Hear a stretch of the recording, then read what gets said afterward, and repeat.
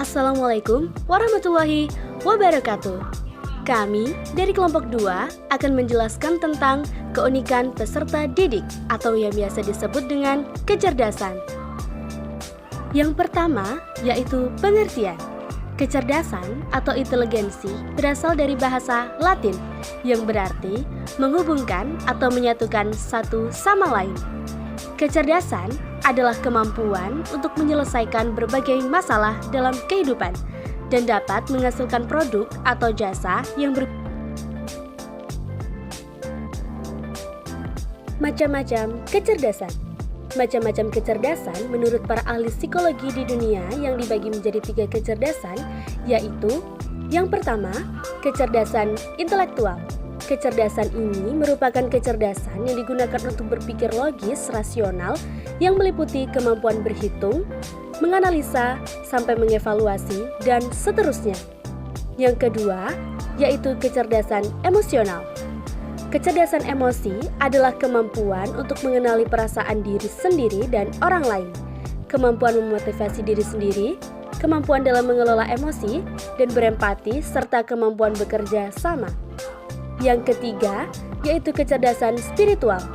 Kecerdasan spiritual adalah semangat atau dorongan yang sangat kuat yang dimiliki jiwa atau rohani melalui tatanan moral dalam menjalankan kehidupan.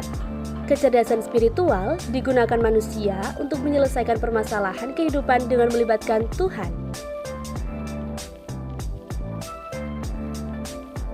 Faktor-faktor kecerdasan. Faktor yang dapat menjadi pengaruh terhadap kecerdasan peserta didik antara lain. 1. Faktor pembawaan. Faktor ini ditentukan oleh sifat yang dibawa sejak lahir atau batas kemampuan dalam memecahkan masalah yang ditentukan oleh pembawaan kita. 2. Faktor minat. Minat dapat mengarahkan perbuatan pada suatu tujuan dan sebagai dorongan atas perbuatan itu. 3. Faktor pembentukan. Pembentukan adalah keadaan di luar diri seseorang yang mempengaruhi perkembangan inteligensi. 4. Faktor kematangan, di mana tiap organ tubuh manusia mengalami pertumbuhan dan perkembangan baik fisik maupun psikis. Hal ini berpengaruh karena apabila organ tubuh sudah dikatakan matang, maka mereka dapat berjalan dengan optimal sesuai dengan fungsinya. 5. Faktor kebebasan, berarti setiap orang dapat menggunakan metode sesuai keinginannya dalam memecahkan masalah yang dihadapi. Kecerdasan dan IQ.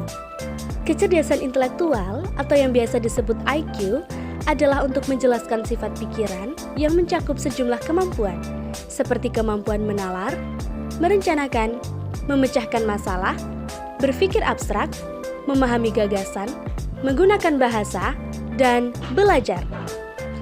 Inteligensi memiliki 3 elemen berbeda, yaitu direction, atau yang biasa disebut melibatkan pengetahuan tentang apa dan bagaimana melakukan sesuatu.